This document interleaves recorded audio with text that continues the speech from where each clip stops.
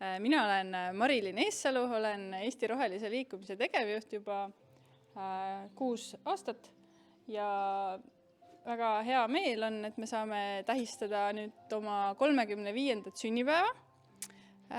Natukene ma väikse sissejuhatuse teen ka ERLi ajaloost, aga tänane üritus siis on see, kus me pöörame tähelepanu rohepesule, millega meie oma töös kokku puutume, millega teie kindlasti kõik poes olete kokku puutnud vähemalt kui mitte mujal.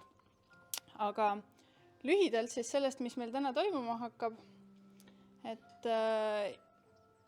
ajakava on ka seinal ja laual, aga üldiselt meil on siin loodetavasti piisavalt ruumi jäetud, et saame küsida, saame suhelda. Meil on ERLi juhatuse liige Madis Vasser, kes räägib oma tööst ja praktikatest sellest, kuidas ta on kokku puutunud rohepesuga nii avalikumal kui varjatumal kujul. Siis on väga hea meel, et see on Kristin Kontro Eesti Päevalehe roheportaalist, kes räägib ajakirjanduse seisukohast sellest, kuidas see rohepesu ikka trügib kõikjale ja kuidas seda läbi näha. Ja siis räägin mina veidi eksitava pealkirjaga mitte Euroopa Liidu seadustest, vaid direktiividest ja ühest Eesti seadusest ja sellest, kuidas seadusandlikul tasandil rohepesuga tegeletakse ja mis selle kõige taga on. Kella 1-2 on meil väike lõunapaus, kui me seda konverentsi siin plaanisime, siis me lootsime, et on mõnus soe maikuine päev, et me saame minna hoovi või sinna parki sööma. Aga ma arvan, et karastunumad meist saavad seda siiski teha. Ja kõik snäkid ja lõuna on meil vegan, nii et sööge julgelt, kui on piiranguid. See on meil selline keskkonnahoiualane põhimõte meie üritustel. Ja peale lõunat räägivad Tartu Ülikooli magistrandid Jaanika Niinepuu ja Eliko Kolbin oma magistritööst, mis puudutab ka rohepesu ja roheturundust siis, ehk siis kõik rohelised väited, kui nad ei ole eksitavad ja valed, ei ole ju rohepesu, vaid tõene info ja kuidas seda siis teha. Ja räägib ka rohetiigrist Eeva Truuverk, kuidas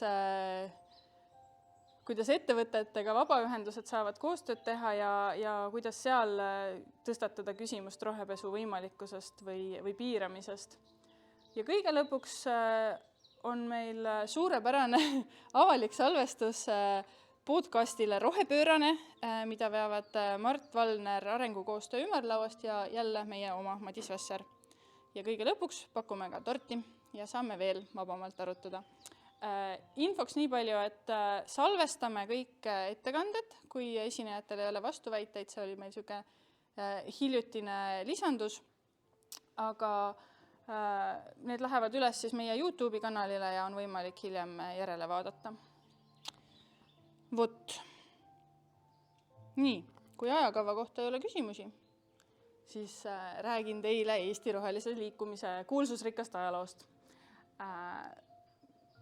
Meid siis loodi aastal 1988, liikumine ise algas juba tegelikult 87. aastal, kui ajalooline sündmus Nõukogude Liidus, kus hakati planeerima fosforiidikaevandusi Eestisse.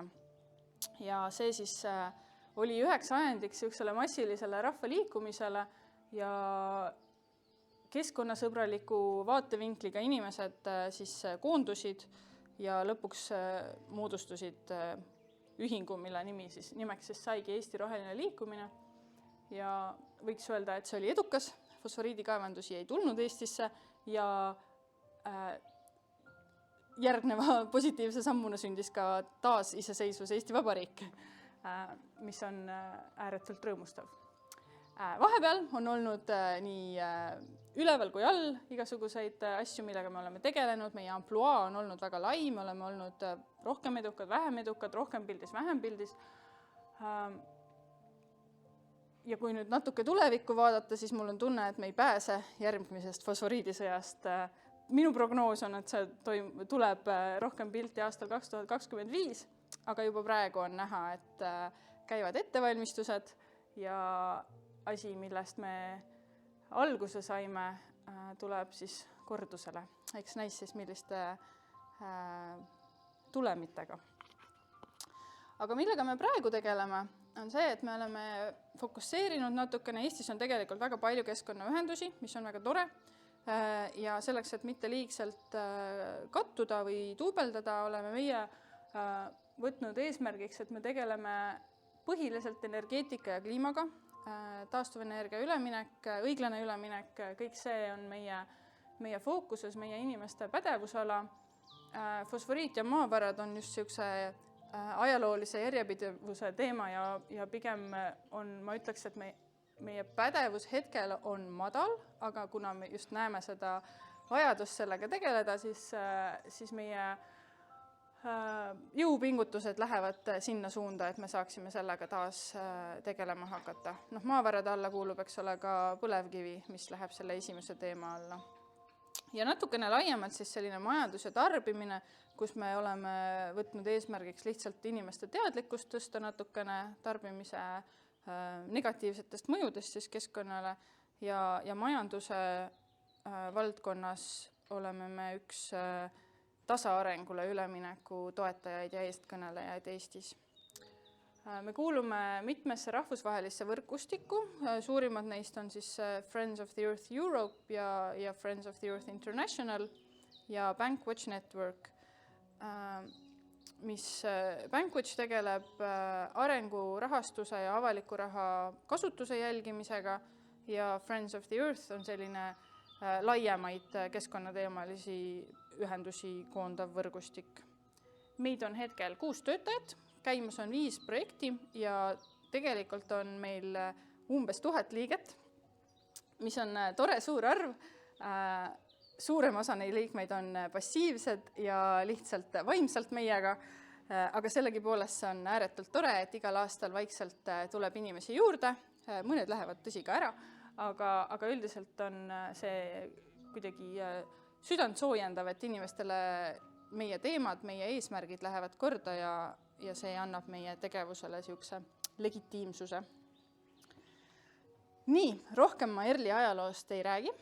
Kui kellelgi on küsimusi, siis hea meelega võtan vahele. Nii, liigun siis edasi rohepesu juurde, mis on meie tänane fookusteema. Ja kuna Madis hüppab juba kohe oma ettekandes oma isikliku kokkupuute juurde, siis selleks, et me kõik oleks ühel lehel, räägin ära, mis see rohepesu siis on, mida selle all üldse mõistetakse. Ja nagu ma ka alguses ütlesin, siis rohepesu on eksitavate faktide esitamine või eksitavate väidete esitamine toote või teenuse keskkonnasõbralikkuse kohta, mille eesmärk on siis suunata ostjaid rohkem tarbima just nimelt selle pakkuja tooteid ja teenuseid, mõeldes siis, või eesmärgiga siis panna ostjate ennast keskkonnasõbralikumana tundma. Ja see, millele meie oleme ka, mida meie oleme näinud ja millele me põhineme, on see 2007. aastast pärit 7 taktikaks jaotumus, mis võimalik, et sellele on midagi lisandunud, võib-olla Jaanika ja Eiliko saavad seda oma ettekandes laiemalt tutvustada, aga see on niisugune baas, mille ma siis nii-öelda pildile toon teile korraks. Ja kõige lihtsamad siis ongi need, et on salajane kompromiss, kus tuuakse välja mingi fakt, mingi toote kohta ja jäetakse varjule nii-öelda kõik ülejäänu, mis selles tootes on keskkonnakahjulik. See võib olla midagi niisugust umbes, et ei sisalda palmiõli, aga sisaldab midagi muud, eks ole, millel on ka keskkonnakahjulik mõju. Siis tõendamatud väited. Siin on pildimaterjali kasutamine, niisugused õnnelikud sead rohumaal, eks ole, ja kõik muu, mis toimib mingisugusel momentaarsel alateadlikul tasandil juba inimestele, et see on hästi levinud. Ebamäärased mõisted, mis on siis sõnad nagu naturaalne võib-olla või midagi niisugust, mida ei ole, mõistad, mis ei ole reguleeritud ja mis viitavad sellele, et tegu on suurepärase keskkonnasõbraliku tootega. Siis kasutatakse valesid silte.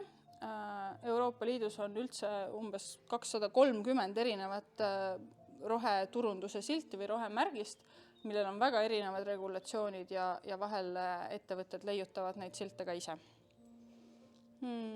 Siis on ebaolulised väited. See on väga sage igasuguste juba keelatud kemikaalide puhul. Näiteks öeldakse, et toode ei sisalda kemikaali X, mis on super, ei sisaldagi, aga see on juba keelatud. Et niikuinii mingite regulatsioonidega, ehk siis see on iseenesest tõene, et ta seda ei sisalda, aga see ei ole tegelikult oluline. Võrdlemine veel hullemaga. Siin on ilmselt parim näide elektriautod, mille teema on täiesti omaette teema, sinna ma ei lasku, eks ole, aga elektriautodel on keskkonnamõju võrdluses tavaautodega või gaasiautodega või bensiini- või diisliautodega on see oluliselt väiksem. Ja siis on asi, mille me oleme tõlkinud luiskamiseks, aga mis on põhimõtteliselt valetamine, ehk siis see ongi täiesti lihtsalt ebaõigete faktide edastamine, mis on tegelikult Eestis tarbijakaitseseadusega keelatud. Aga mis ei tähenda, et seda ei kasutataks. Nii, see on nüüd siuke baas ja nüüd võime minna edasi juba Madise ettekande juurde.